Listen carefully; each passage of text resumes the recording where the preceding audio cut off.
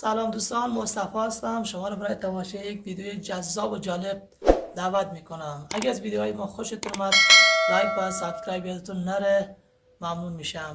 بریم تا ویدیو رو تماشا کنیم.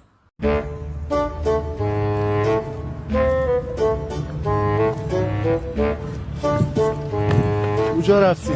آقا اشتکه چل نیده تو پارک؟ نه چرا طوری شده؟ آقا این قاتل دیشب 7-8 نفره با چاقو کشته، خیلی وحشیه.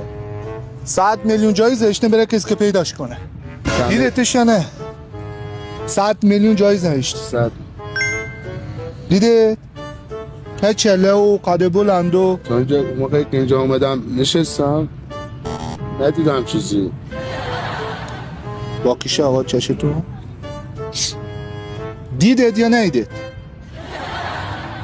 کوچهتون آقا چه کار میکنه؟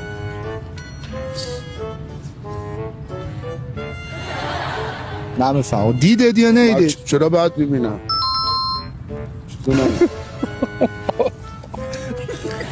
آقا دور بیمار یا اجازه بدهدی فیلمتون رو بخش. آقا ما را نصفم که دوستان اگر از ویدیو ما خوشتون اومد لایک یادتون نره، ممنون.